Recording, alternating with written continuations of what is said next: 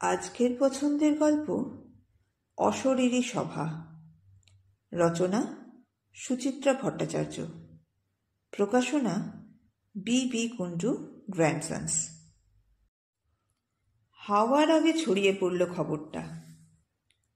খবর নয়, বিজ্ঞপ্তি। নিখিল বিশ্ব অশরীরী সমিতির লবণহ্রদ শাখা একটি বিশেষ সভার আয়োজন করেছে আজই, কাঁটায় কাঁটায় রাত 12টায়।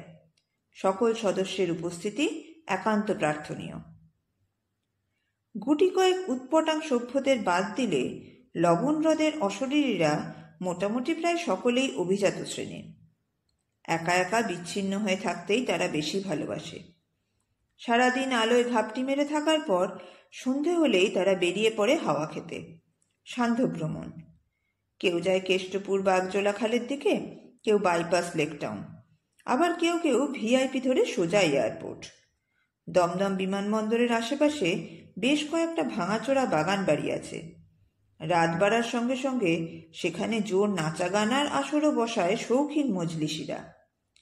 2-4 পিস ছিচকা দুনে অশরীরী লুকিয়ে চুরিয়ে নিজের বাড়ির আনাচে কানাচে ঘুরঘুর করে না তা নয়, তবে তাদের সংখ্যা নেহাতি কম। অভিজাত বিদেহীদের মায়া মমতা থাকতে নেই। সম্প্রতি রাজারহাটের দিকে যাওয়ার ঝোঁক খুব বেড়েছে বাবুবিবিদের। সেখানে চলছে এক পেল্লায় কর্মযজ্ঞ। কোটি কোটি টাকা খরচা করে তাদেরই বাপ ঠাকুরদার শ্রাদ্ধের আয়োজন করছে মনুষ্যকুল। এ দেখায় অশরীরীদের ভারী উৎসাহ।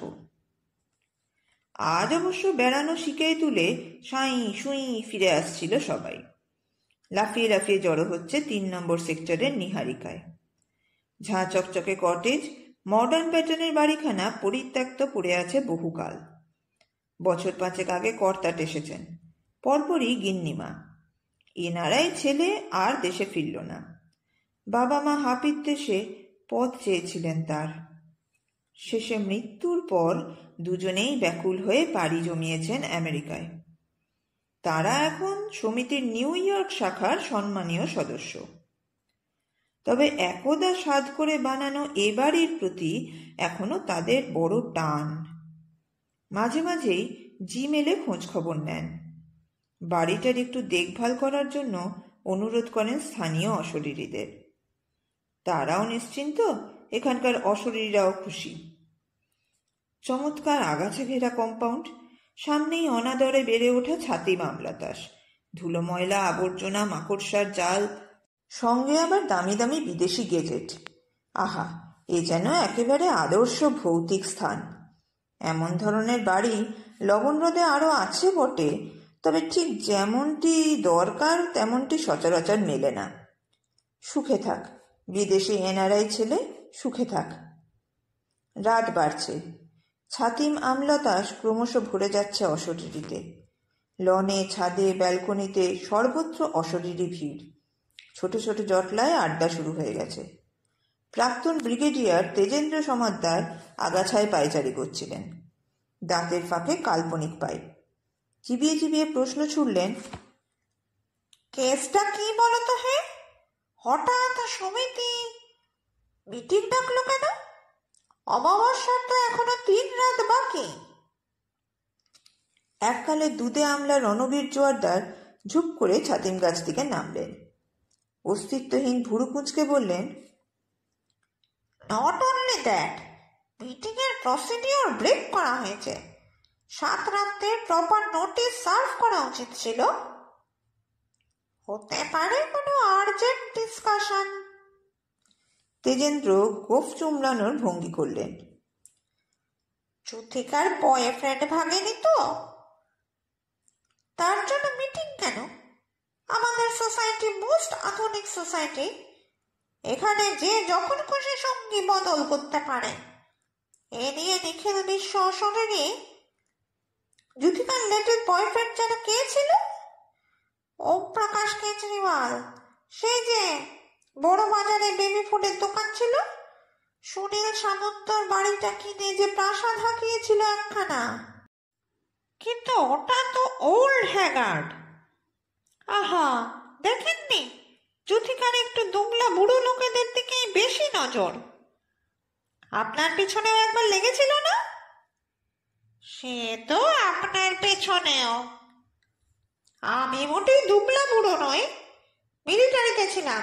৭৮ বছর বয়সেও রেগুলার ডন বৈঠক করতাম। নেহাত দুম করে হার্ট অ্যাটাক হয়ে গেল। আমারও তো তাই। রিটায়ারমেন্টের পরেও প্রাইভেট কোম্পানিতে কাজ করেছি, even at the age of 75। কথা শেষ হলো না, টুংটুং ঘণ্টা বাজছে অন্দরের দেওয়াল ঘড়িতে। অশরীরী কুল সহসা নীরব। ঘণ্টার ধ্বনি থামতেই যুথিকার আবির্ভাব। বাথরুমের ওয়াশিং মেশিন থেকে বেরিয়ে ড্রয়িং রুমের টিভির চূড়োয় এসে বসল যুথিকা। চোখে ফটোসান, পাছে অন্ধকারে চোখ ধাঁধিয়ে যায়। সাজগোজেও বেশ বাহার আছে। শাড়ির সঙ্গে ম্যাচিং ব্লাউজ, খোপায় রঙিন ক্রাঞ্চি, ঠোঁটে টকটকে লিপস্টিক, শ্রীচরণে ৬ ইঞ্চি প্ল্যাটফর্ম হিল। অশরীরী হওয়ার সুবাদেই বুঝি লীলাবতী গার্লস হাই স্কুলের এক্স প্রধান শিক্ষিকা কুমারী যুথিকা সেনের ৪৫ বছরের কাঠখোট্টা মুখখানিও এখন বেশ নমনীয় দেখায়। বলাই বাহুল্য, যুথিকা সেন এখন এই শাখার স্থায়ী সম্পাদিকা। বছর ৫ আগে মাধ্যমিকের অঙ্ক পরীক্ষায় শাড়ির কুঁচির ভাজে ভাজে জিওমেট্রি থিওরেম সেটে এনে টুকছিল এক ওস্তাদ ছাত্রী। বদরাগী বলে বিখ্যাত দাপুটে যুথিকা দিদিমণি ঘ্যাঁক করে ধরেছিল তাকে। পরিণাম শুভ হয়নি। ছুটির পর ছাত্রীর প্রেমিক দলবল জুটিয়ে পাকড়াও করে যুথিকাকে গলায় ছুরি ঠেকিয়ে সর্বসমক্ষে ওঠবোস করায়। তাতেই লজ্জায়, ঘেন্নায়, অপমানে বাড়ি ফিরেই স্লিপিং পিল খেয়ে যুথিকা স্ট্রেট এপারে। মনুষ্য জীবনে দক্ষ প্রশাসক হিসেবে নাম ছিল যুথিকার। এপারে এসেও অশরীরী সমাজের দায়িত্ব সে নিজের হাতে তুলে নিয়েছে। আড়ালে আবডালে যে যাই বলুক, সামনাসামনি কেউ তার বিরুদ্ধে ট্যাঁ-ফোঁ করার সাহস পায় না। যুথিকা গুছিয়ে বসেছে। শূন্যে ডট পেন ঠুকে তীক্ষ্ণ মিহি ঝঙ্কার তুলল। Silence, silence. পিউ সিলিং ফ্যানে পা ঝুলিয়ে বসেছিল। খিলখিল হেসে উঠল। আমরা তো চুপ করেই আছি আন্টি। আন্টি নয়, দিদি। কড়া চোখে তাকালো যুথিকা। কতবার না বলেছি, এপারের নিয়ম সব আলাদা। তুমি এখন নাম ধরেও ডাকতে পারো। সরি, মনে থাকে না। বাজে কথা। ৭৮ বছরের তেজের সমান্তরকে নাম ধরে ডাকা যায়, আর আমার বেলাতেই যত। ওমা, ওরা তো এখন আমার বয়ফ্রেন্ড। পিউ আবার খিলখিল হেসে উঠল। হাসতেও পারে বটে মেয়েটা। বন্ধুদের সঙ্গে কলেজ থেকে ফেরার পথে ২ মিনি বাসের পাগলা দৌড়ের শিকার হয়েছিল পিউ। চাকার নিচে মরার আগের মুহূর্তে হাসছিল খুব। এখনো কোথায় কোথায় ছিপি খোলা সোডার বোতলের মতো হাসির বুড়বুড়ি ওঠে তার। যুথিকা মরে গিয়েও এমন উচ্ছল হাসি হাসতে পারে না বলে পিউকে তার একেবারেই না পছন্দ। আর একবার কটমট করে পিউকে দেখে নিয়ে ঘরে আলগা চোখ বোলালো যুথিকা। হ্যাঁ, কর্মসমিতির সদস্যরা সবাই মোটামুটি এসে গেছে। গাঢ় অন্ধকারে কাউকেই দেখে নিতে অসুবিধে হচ্ছে না। মাধুরী বসে আছে পিউয়ের পাশে। শর্মিলা সুতনু ফ্রিজের ডালায়। অনঙ্গমোহন পেনমেটে আধশোয়া। সনাতন, যাকে সবাই হনু মল্লিক বলে চিনত, সে এখন দোল খাচ্ছে পর্দায়। ঝাঁকড়া চুলো রামলাল উঁকি মারল এয়ার কুলারের জাফরি থেকে। টুসকি বাজিয়ে হাই তুলল। ফুটপাতে শুতো বেচারা, ভিক্ষে করে দিন কাটত। প্রবল ঠান্ডায় মরে পড়েছিল। এখনও তাই এসি মেশিন ছাড়া থাকতে চায় না। সাধারণ সদস্যরাও সভায় উপস্থিত।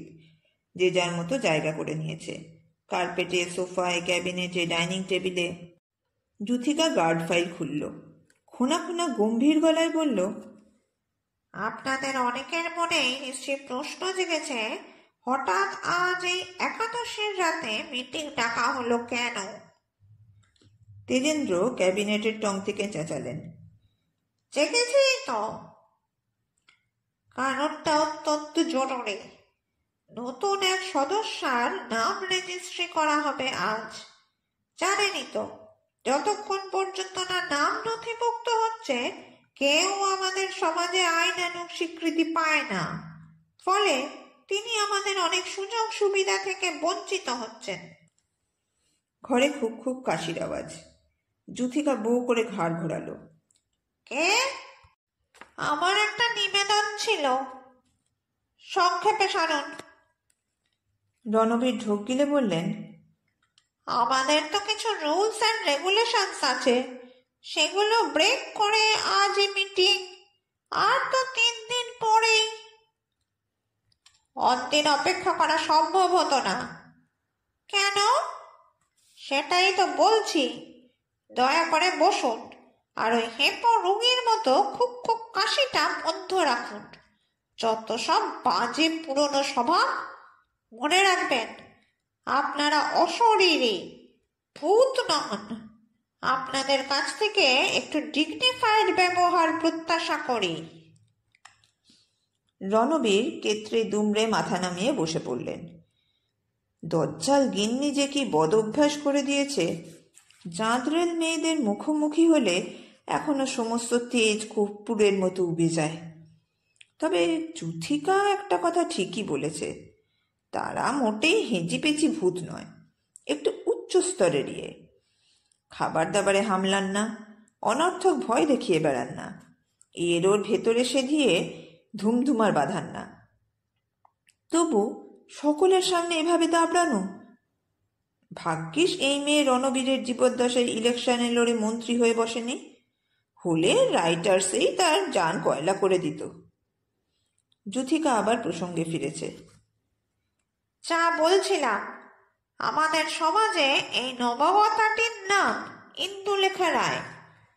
সল্টলেকেই থাকতেন, আমরা একে মাসিমা বলে ডাকতাম। সারাটা জীবন শুধু অবহেলা আর বঞ্চনা পেয়েছেন ইন্দুলেখা, এমনকি মৃত্যুর পরেও। মারা গেছেন পাক্কা 4 দিন আগে, পোড়ানো হয়েছে সবে গতকাল। টানা 3 দিন পুলিশ মর্গে পড়েছিলেন। পূর্বতন দারোগা জীবন চৌধুরী ফিসফিস করে কথা বলছিল স্বনামধন্য প্রমোটার মোহন গুপ্তার সঙ্গে। কার্পেট থেকেই গলা বাজালো। কি কেস? হোমিসাইড না সুইসাইড? অ্যাক্সিডেন্ট। রাতের দুধ গরম করছিলেন, হঠাৎ কিভাবে যেন কাপড়ে আগুন লেগে যায়। 95% ইনজিউরি। যাকগে যাক, ওর শরীরী অবস্থার দুর্গতির জন্যই ওর কেসটা আমি স্পেশাল হিসেবে ট্রিট করেছি। লাশ হয়ে 3 দিন পড়ে থাকা। কিন্তু 3 দিন পড়ে রইলেন কেন? যে কারণে থাকে, আপনাদের মতো পুলিশের ক্যালাসনেস, উদাসীনতা, ডাক্তারের ইনডিফারেন্স। এর মধ্যে ডোমরাও 2 দিন ধর্মঘট করে বসলো। ডোমেদের স্ট্রাইক। হনু মল্লিক পর্দা থেকে লাফিয়ে পড়ল। মনুষ্য জন্মে সে ছিল 63টা ইউনিয়নের সেক্রেটারি। ইউনিয়ন করেই সল্টলেকে জমি বাড়ি করেছিল। রিক্সা, ঠেলা, কুলি, ডোম, জমাদার সকলেই তার ইউনিয়ন রাজ্যের প্রজা। তাদের কারোর সম্পর্কে সামান্যতম শব্দ সে বরদাস্ত করে না। ক্ষণক্ষণে গলায় বলল, নিশ্চয়ই লেজিটিমেট গ্রাউন্ড ছিল। এত কষ্ট করে মোড়া আগলায় ওরা, কেন ওদের পাইট অ্যালাউন্স দেওয়া হবে না? পুলিশরা ডেঞ্জার অ্যালাউন্স পায়, পাহাড়ি চাকরি করলে হিল অ্যালাউন্স। ঠিক আছে ঠিক আছে। যুথিকার গলায় ব্যঙ্গ। কারোর দোষ নেই, দোষ শুধু ইন্দুলেখা দেবীর কপালের। যাকে নিয়ে আলোচনা সেই ইন্দুলেখা দরজার এক কোণে জড়সড় হয়ে দাঁড়িয়ে চোখ গোল গোল করে শুনছে অশরীরীদের বাক্যালাপ। তার মতো এক নগণ্য বৃদ্ধাকে নিয়ে এত বড় একটা সভা বসতে পারে ভাবতেও পুলক জাগছিল তার। হেলা ফেলার দিন বুঝি কাটল। যুথিকা নরম গলায় ডাকলো ইন্দুলেখাকে। আর ওভাবে নিজেকে লুকিয়ে রাখবেন না ইন্দুলেখা, সামনে আসুন, আপনাকে কটা প্রশ্ন করার আছে। এতজনের মাঝে কথা বলার অভ্যেস নেই ইন্দুলেখার। অনুচ্চ স্বরে বললেন, প্রশ্ন? আমায়? কি প্রশ্ন ভাই? তেমন জটিল কিছু নয়, রুটিন এনকোয়ারি। আমাদের খাতায় আপনার নাম ওঠার আগে প্রশ্নগুলোর জবাব দরকার। এই উত্তরের উপরে নির্ভর করছে আপনার সদস্য।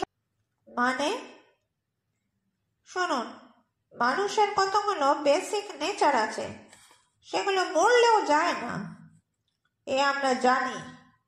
কিন্তু কিছু কিছু পুরনো স্বভাব আপনাকে ছেড়ে আসতেই হবে। আপনার জবাব শুনে যদি মনে হয় তা আপনি পারবেন না, তাহলে আমাদের সমাজে নেওয়া সম্ভব হবে না। যুথিকা সুই করে একটা ভৌতিক শ্বাস ফেলল। আপনাকে তখন অনন্তকাল ভূত হয়ে থাকতে হবে, মেয়ে ভূত। ভূত? অশরীরী? ইন্দুলেখা ফ্যাল করে তাকালেন। এ দুয়ে কোনো তফাৎ আছে নাকি? বিস্তর ফারাক। ভূত পেত্নী অনেক নিচের লেভেলের। মনুষ্য জগতে উচ্চ শ্রেণীর মানুষেরা সাধারণ মানুষদের যে চোখে দেখে, আমরাও ভূতেদের সেই চোখে দেখি। ইন্দুলেখার কিছুই মগজে ঢুকল না। সাধাসিধে ঘরোয়া রমণী তিনি, হেসেল ঠেলেই জীবন কেটেছে। তবু এক কাল্পনিক অধোগতির আশঙ্কায় অস্বস্তি বোধ করলেন। কাঁপা কাঁপা গলায় বললেন, বলো, কি জানতে চাও? প্রথম প্রশ্ন, এই বিদেহী জীবন আপনার কেমন লাগছে? সামান্য থমকালেন ইন্দুলেখা। কি বলবেন? সত্যি না মিথ্যে? কি বললে এরা খুশি হবে? সত্যি বলতে গেলে তো বলতে হয় মৃত্যুর পর জীবনটা এখন অসহ্য রকমের মনোরম, দায়িত্বহীন, নির্ভার, নিরুদ্বিগ্ন। সারাক্ষণ খালি ঘোরো ফেরো আর উড়ে বেড়াও, যেখানে ইচ্ছে, যেমন ইচ্ছে, যেমন খুশি। আহা, তিনি যেন এখন মুক্ত বিহঙ্গ নয়, তার চেয়েও বেশি কিছু। পাখির তো শরীর আছে, সুতরাং শরীরজনিত সমস্যাও আছে। আছে আঘাত অপঘাতের আশঙ্কা, আছে জরা ব্যাধির ভয়। ইন্দুলেখার এখন ওসব কিচ্ছু নেই, না চিত্তশুল না অম্লশুল। কোন কালের 70 চুয়া ঢেকুরটাও নেই আর। 68 বছরের লজ্জরে দেহ থেকে বেরিয়ে এসে তিনি এখন সব অর্থে ফুরফুরে বাতাস। তবে আহ্লাদ যা প্রকাশ করা কি উচিত হবে? মিথ্যে মিথ্যে একটা মন খারাপের ভাব দেখাবেন কি চোখে? মাধুরী খুনখুন করে উঠল। কি হলো মাসিমা, কিছু বলুন। বানিয়ে বলার চেষ্টা করবেন না, আমরা কিন্তু ধরে ফেলবো। ইন্দুলেখা আমতা আমতা করে বললেন, না না, মিছে কথা বলবো কেন? ভালোই তো আছি এখন, দিব্যি আছি। কতটা ভালো মাপ তো বলতে পারবো না, তবে সারাক্ষণ মনে হয়, আহা, এ জীবন কেন আগে পাইনি। মাধুরীর অবয়বহীন মুখমণ্ডল উজ্জ্বল হয়ে উঠল। স্বামী, শাশুড়ি, ননদ একজোট হয়ে দুধে বিষ মিশিয়ে মেরেছিল তাকে। মনুষ্য জীবনের প্রতি তার প্রবল ঘৃণা। উজ্জ্বল স্বরে প্রশ্ন করল, তার মানে আপনি এখন আর ওপারের জন্য টান অনুভব করছেন না, তাই তো? ঠিক তাই। ইন্দুলেখা চোখ ঘোরালেন। কার জন্য টান থাকবে? কেন, ছেলে মেয়ে? ছেলে মেয়ে? ইন্দুলেখা মুখ বেঁকালেন। দেখলাম তো ছেলে মেয়ের চেহারা। মর্গে আমি পড়ছি, এদিকে বাবুরা সামনের দোকানে বসে সিঙ্গাড়া কচুরি সাঁটাচ্ছে। জিতে উঠতে না উঠতে আমার গয়নাগুলো নিয়ে সব কাড়াকাড়ি পড়ে গেল। ছেলে তো গুণের গুণনিধি। কাল আমাকে পুড়িয়ে এসে টিভিতে ক্রিকেট ম্যাচ দেখতে বসে গেল। অজুহাত কি? না কদিন ধরে লাশ কাটা ঘরে ঘুরে ঘুরে আর থানায় দৌড়ে মাথা জ্যাম হয়ে গেছে। সচিন সৌরভের ব্যাটিং দেখলে মনটাও একটু ভালো লাগবে। কে তোকে 9 মাস পেটে ধারণ করেছিল? কে দুধ কলা দিয়ে বড় করলো? চিরকালের লাজুক ইন্দুলেখার মুখে সহসা কথার খই ফুটেছে। গজগজ করে উঠলেন, মার শোক 3 দিনেই উবে গেল। আমি ওই ছেলেদের কথা আর মনেও আনতে চাই না। আর নাতি নাতনি? পিউ পুটুস করে জিজ্ঞাসা করে উঠল। মায়া বাড়ানোর চেষ্টা করো না বাছা, তারাও আমার আপন নয়। সব তাদের মা বাপের সম্পত্তি। মা বাপ দুটিতে সাজুগুজু করে অফিসে বেরিয়ে গেলেন, আমার কাজ হলো বিনিময়ের আয়া হয়ে তাদের সামলানো। আদর সোহাগ দেখানোর জো নেই, শাসন করার অধিকার নেই, সবেতেই দোষ বার করবে, খুদ খুঁজবে। আর আসল লোকটা? শর্মিলা ঢুলু ঢুলু চোখে তাকালো। নার্সিংহোমের অপারেশন থিয়েটারে সিজারিয়ানের সময় অ্যানাস্থেশিয়ার ডোজ বেশি করা হয়ে গিয়েছিল, আর জ্ঞান ফেরেনি শর্মিলার। এখনো তার কাজল কালো আঁখিতে শেষ ঘুমটুকু লেগে আছে। ঈষৎ জড়ানো গলায় বলল, আপনার স্বামীর কথা তো কিচ্ছু চেপে যাচ্ছেন। মরণ চেপে যাব কেন? সেই লোকটাই তো আমার আসল সত্তর। সারা জীবন জ্বালিয়ে পুড়িয়ে খেয়েছে আমায়। কি অত্যাচারটাই না করে গেছে বাপ। সেই বিয়ের রাত থেকে শুধু হম্বে তম্বেই আর খবরদার। ঘড়ি মাপা সময় ভাতের থালাটি সামনে চাই। জ্বর জারি হোক, শরীর খারাপ হোক, কোনো রেয়াত নেই। ভুলেও নিজে টুটি নাড়বে না, খালি হুকুম আর হুকুম। বাপের বাড়ি গিয়েও এক রাত্রির বেশি থাকার জো ছিল না গো। কত যে লক্ষ রকম বায়নাক্কা। একটু ভালো করে নারকেল কুচো মেরে মোচা রান্না তো করবে তো। রুই মাছ এনে দিলাম, গঙ্গা যমুনা করলে না কেন? সব সময় নির্ভার জামা প্যান্ট নেই, হাতের গোড়ায় চাই। রুমাল পর্যন্ত কখনো বার করে নিত না। ইন্দুলেখার গলা গুম গুম করছে। পুরো বয়সে ওকে একটু রেহাই দিয়েছে। 24 ঘন্টা মেজাজ আর ডাবরানি। সকাল বিকেল গরম জল চায়। কর্তাবাবু পা ডুবিয়ে বসে থাকবেন, ওতে নাকি বাদ ব্যাধি ধরবে না। 4:15 জায়গায় 4:30 হলে চা ফেলে দিতেন কাপ ছুঁড়ে। ছানায় 3 দানা চিনি কম পড়েছে, প্লেট শুদ্ধ দিয়ে এলেন নর্দমায়। সিগারেট খেয়ে ছাই ফেলবেন, অ্যাস্ট্রে বাড়িয়ে দিতে দেরি হয়েছে, অমনি কাঁচের গ্লাস ছুঁড়ে মারলেন মুখে। সে কি? এটা অ্যাটেম্প টু মার্ডার, সেকশন 308। একদা উকিল সুতনু শর্মিলার খোলা চুলে বিলি কাটছিল। আচম্বিতে গর্জে উঠেছে। আপনি কি আঘাত পেয়েছিলেন? পাইনি আবার, বুকটা আমার ভেঙে গিয়েছিল। ও, তাহলে 7 বছর হবে না, তবু অন্তত 3টে বছর ঘানিতে জুতে দেওয়া উচিত ছিল বেটাকে। যাই হোক, যার ধর্ম যার কাছে। সে যদি আঘাত দিয়ে সুখ পায় তো পেয়েছে।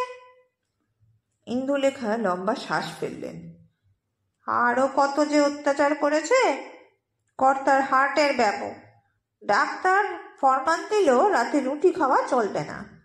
ব্যাস, শুরু হলো আর এক যন্ত্রণা। দুধ কলা খই খাবেন তিনি। তারও কত তরিবত। কাটায় কাটায় সন্ধ্যে 7টায় ফুটন্ত দুধের বাটি এনে রাখতে হবে ডাইনিং টেবিলে। ঠিক 7:25 কাশির পাশে হাজির করতে হবে এক জোড়া সিঙ্গাপুরি কলা। টিপে টিপে দেখবেন উনি, যেন বেশি নরমও না হয়, শক্তও না হয়। কলার মাপ হবে 1 বিঘতের বেশি, 1.5 বিঘতের কম। তারপর 7:28 হাজির করতে হবে খইয়ের কৌটো। গুনে গুনে 9 মুঠো খই তুলে দুধে দিতে হবে। 7:40 চিনি 4 চামচ। 8টায় খোসামুক্ত কলা হয়ে কলা পড়বে দুধে। 8:25 অবধি সেই কলা গলবে দুধে। ঘড়ির কাঁটায় ঠক করে 8:30 বাজলে তবে আমার ছুটি। এবার কর্তা আহার মুখে তুলবেন। অবশ্য যতক্ষণ না খাওয়া শেষ হচ্ছে চেয়ার থেকে ওঠা চলবে না। টিভিতে কত ভালো ভালো সিরিয়াল হয়ে যায়। ব্যাস ব্যাস, বুঝেছি। চিরকুমারী যুথিকা আচমকাই ছটছট করে উঠেছে।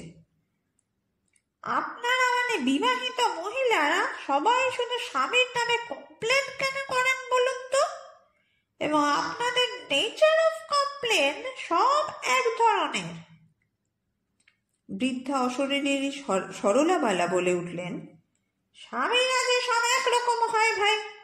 ওই যে কথায় বলে, স্বামীরা সবাই হলো একটা স্বামীর জেরক্স কপি। তার মানে বলতে চান স্ত্রীরা সব ধোঁয়া তুলসী পাতা? তা কেন, বউও নানান রকমের হয়, তবে স্বামী হলো গিয়ে। 5 বছর আগেও এ ধরনের কথা শুনলে যুথিকা মহা খুশি হতো। একটা সময়ে বহু পাত্রপক্ষের সামনে ইন্টারভিউতে বসতে হয়েছে তাকে। রং একটু বেশ কালো আর ত্বক শুখা বলে বারবার সে বাতিল। পুরুষ যাত্রার ওপর রীতিমতো বিদ্বেষ ছিল তার। এখন পরিবেশ অন্যরকম। এখন খোলামেলা সমাজ, রূপ রস কিছুই এখন আর বিচার্য নয়। পুরুষ যাত্রার ওপর আজকাল ভারী দয়া যুথিকার। জীবদ্দশায় যা পায়নি, মরণে তা পেয়ে গেলে আর কি কোনো ক্ষোভ দুঃখ থাকে? কম বয়সী পুরুষদের থেকেও যুথিকার টান অবশ্য বৃদ্ধদের ওপর। বেচারা বুড়োর দল, এত অভিযোগ তাদের নামে, এত অভিযোগ। যুথিকা গোমড়া হয়ে গেছে। তবে বেশিক্ষণ চুপ করে থাকলেও তো চলবে না, সভা চালাতে হবে। ঠান্ডা মেশিনের দিকে তাকিয়ে ভাঙা গলায় বলল, আমার প্রশ্ন শেষ। কর্মসমিতির সভ্য হিসাবে তোমার কি কোনো প্রশ্ন আছে রামলাল? আমি আর কি বুঝবো? রামলালের ঝটপট উত্তর। দেবীজি তো সাচবাদই বলছেন। বুঝেছি, তোমারও বুড়িদের দিকে মন হয়েছে। যুথিকার ফটোসান পেলমেটে ঘুরল। অনঙ্গবাবু, আপনি কিছু প্রশ্ন করবেন না? অনঙ্গমোহন মাথা ঝাঁকলালেন, অর্থাৎ না। রাজনীতির মানুষ, মন্ত্রীও হয়েছিলেন একবার।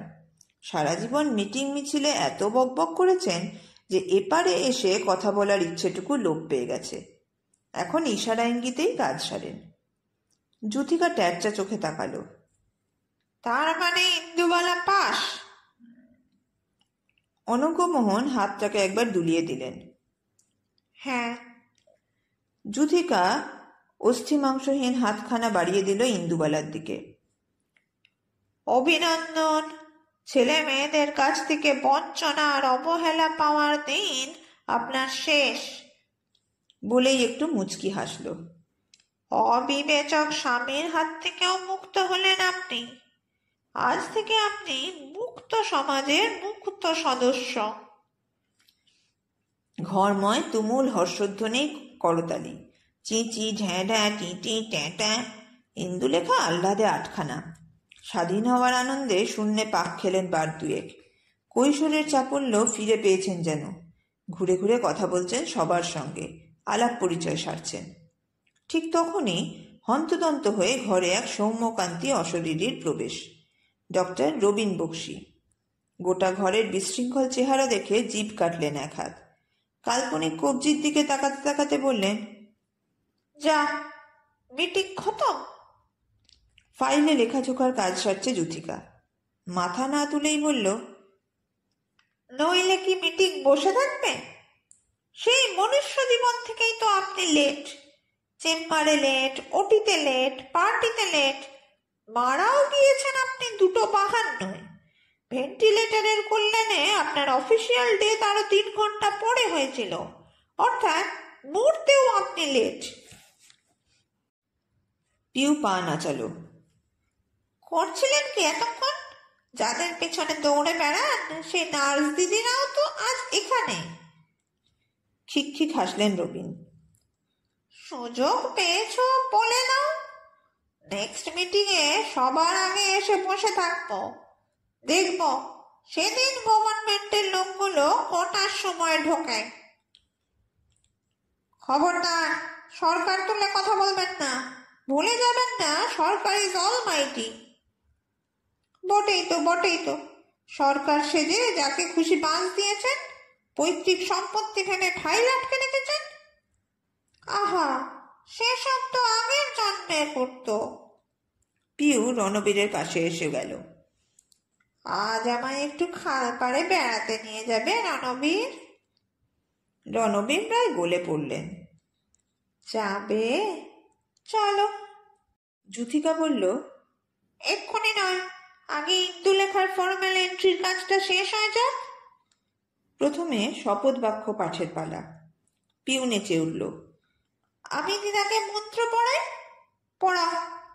সঙ্গে সঙ্গে ইন্দ্রলেখার সামনে এসে চোখ বুজেছে পিউ। বলো, কৃতস্য কয়নং নাস্তি। ইন্দুলেখা বিড়বিড় করে বললেন, কৃতস্য করণং নাস্তি। এবার বলুন। গতস্য শোচনং নাস্তি। গতস্য শোচনং নাস্তি। এবার চিৎকার করে বলুন, মৃতস্য ময়নং নাস্তি। মৃতস্য ময়নং নাস্তি। শপথ পাঠ সমাপ্ত। যুথিকা টিভি থেকে ঝুপ করে নামল। এবার আমাদের নিয়মকানুনগুলো আপনাকে জানিয়ে দিই। এগুলো অবশ্য প্রেসিডেন্ট অনঙ্গ মোহন বাবুরই বলার কথা, কিন্তু সমস্যা হলো উনি সাধারণ কথা সাধারণভাবে বললেও কেউ বিশ্বাস করতে চায় না। পাস রেকর্ড ভালো নয় তো। নেহাত প্রেসিডেন্ট পদে মন্ত্রী ছাড়া কাউকে রাখলে খারাপ দেখায়। রামলাল হাই তুলল। যা বলার তাড়াতাড়ি বলুন, আমার জারে নিন্দ এসে যাচ্ছে। বলি। যুথিকা গলা ঝাড়ল। শুনুন ইন্দুলেখা, মুক্ত সমাজে কিন্তু লজ্জা, ঘেন্না, ভয়ের কোনো জায়গা নেই। ইন্দুলেখা বুঝদারের মতো মাথা নাড়লেন।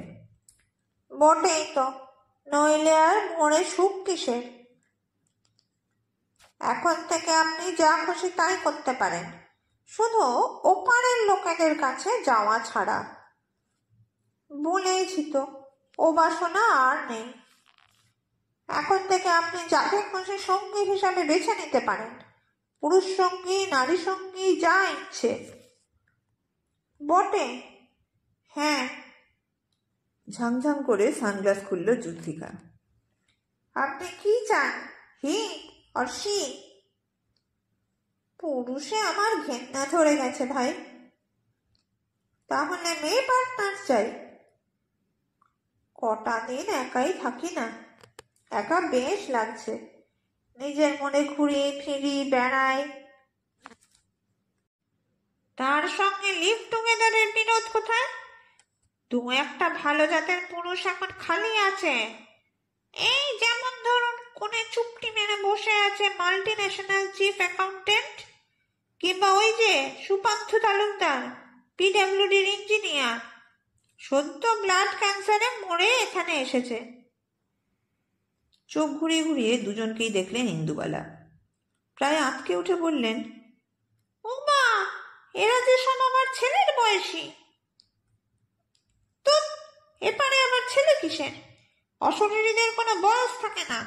যার সঙ্গে ইচ্ছে যতদিন ইচ্ছে খুশি থাকুন, ছেড়ে দিন, আবার একজনের সঙ্গে ভাব করুন। পত্রিকার সম্পাদক চলবে, বইয়ের প্রকাশক, লেখক, গাইয়ে নাচিয়ে শিল্পী, খেলোয়াড় সবই দু চার পিস পেয়ে যাবেন। না বাবু, ওসব আমার ভাল লাগে না। আরে বাবা, থেকেই দেখুন না, এ একেবারে অন্য জীবন। মাধুরী প্রায় উড়ে পাশে এলো। আমি তো স্বাদ বদলানোর জন্য কটা দিন রামলালের সঙ্গেও থাকলাম। কি মিষ্টি গলা রামলালের, কত সুন্দর সুন্দর গান শোনাতো। কি যেন, হ্যাঁ হ্যাঁ, মনে পড়েছে। গরিবও কি শুনো, ও তোমারি শুনেগা, এ 1 পয়সা দে দে, ও 10 লাখ দেগা। রীতিমতো গলা ছেড়ে ধরেছে মাধুরী। সঙ্গে সঙ্গে গলা মেলিয়ে বাকিরা। গানের তাণ্ডব চলছে। থরথর কাঁপছে নিহারিকা। ভৌতিক সাউন্ড। সহসা এক ঝোড়ো বাতাস। ইন্দুলেখাও কখন যেন গানের তালে শরীর দোলাতে শুরু করেছিলেন। চমকে ফিরে তাকালেন। ওমা, বাতাস কোথায়? এ ঝড় যে সাক্ষাৎ পরিমল, তার স্বামী। ইন্দুলেখার মুখ থেকে বিস্ময় ঠিকরে এলো। তুমি কোত্থেকে? পরিমল খেকিয়ে উঠলেন। যেখান থেকে তুমি এসেছো সেখান থেকে। হঠাৎ হঠাৎ এর কি আছে? সন্ধ্যেবেলা বুকে খুব পেন হলো, ডাক্তার এসে পৌঁছানোর আগেই ফুরুত। 3 ঘন্টার মধ্যে কেওড়া তলা সরা চুল্লিতে ঢুকে গেলাম, তারপর সোজা এখানে। এখানে কেন? ইন্দুবালা অধৈর্য হলেন। আবার বুঝি আমার হাত জ্বালাবে? ওই গেছে, তুম ভি ফ্রি তো হাম ভি ফ্রি। খুব ভেবেছিলে একা একা পালিয়ে এসে মজা মারবে, হ্যাঁ? মুগ্ধ নয়নে পরিমলকে দেখছিল যুথিকা। কুঞ্চিত ললাট, তোবড়ানো গাল, দন্তহীন মাড়ি, ধনুকের মতো বেঁকে যাওয়া দেহকাণ্ড। আপন মনেই বলে উঠল, উফ, কি স্মার্ট! পরিমল ফিরে তাকালেন।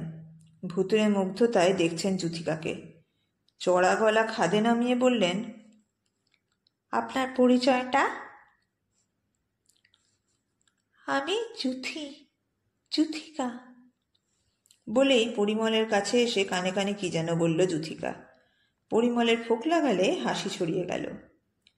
ইন্দুলেখা ছটফট করে উঠলেন। এই, তুমি ওর অত গায়ে পড়ছো কেন? যুথিকা পাত্তাই দিল না। পরিমলের হাতে হাত রেখে ওয়াশিং মেশিনের দিকে যাচ্ছে। গোটা ঘর নীরব। চকিত ঘটনায় সবাই যেন থতমত খেয়ে গেছে। দেখতেই তো পাচ্ছেন পরিমল অনেকটা পথ ভেসে এলো, এখন আমার সঙ্গে বিশ্রাম নেবে একটু। যুথিকা ফিক করে হাসল। আপনার তো একে ঘোর অপছন্দ, নয় কি? ইন্দুলেখা অসহায় চোখে উপস্থিত অশরীরীদের দিকে তাকালেন। আপনাদের সভাপতি নিয়ম ভঙ্গ করছে, অথচ আপনারা। পরিমলকে নিয়ে ওয়াশিং মেশিনের ডালা বন্ধ করেছে যুথিকা। টুকুন মুখ বাড়িয়ে বলল, কিছু মনে করবেন না ইন্দুলেখা, পরিমল যে আজ আসবেন তা আমি জানতাম। বুড়ো বয়সে বউ হারিয়ে বেচারা বড্ড কষ্ট পাচ্ছিল, আর তাই একটু কায়দা করে আপনাকে আগে মুক্ত করে দিয়ে সামনের অমাবস্যায় পরিমল সমিতির পাকাপাকি সদস্য হয়ে যাবে। টাটা। ইন্দুলেখা নিথর। হঠাৎই বুকে একটা চিনচিনে ব্যথা অনুভব করছেন। বুকে নয়, বুকের মতো কোনো একটা জায়গায়, কোনো এক পরিত্যক্ত খাঁচার অন্তঃস্থলে। লোকটা এক কথায় যুথিকার সঙ্গে চলে গেল, এত বছর ইন্দুলেখার সঙ্গে ঘর করার পরও। অশরীরীর দলও হাঁ। নেতা হলে সব সমাজেই আইন ভাঙা চলে তাহলে? ছলনা প্রতারণা? কি কাণ্ড! পাঠ ভালো লাগলে একটি লাইকের মাধ্যমে তা জানিয়ে যান। আর এই রকম গল্প আরও শুনতে আমাদের চ্যানেলটিকে সাবস্ক্রাইব করতে ভুলবেন না। ধন্যবাদ।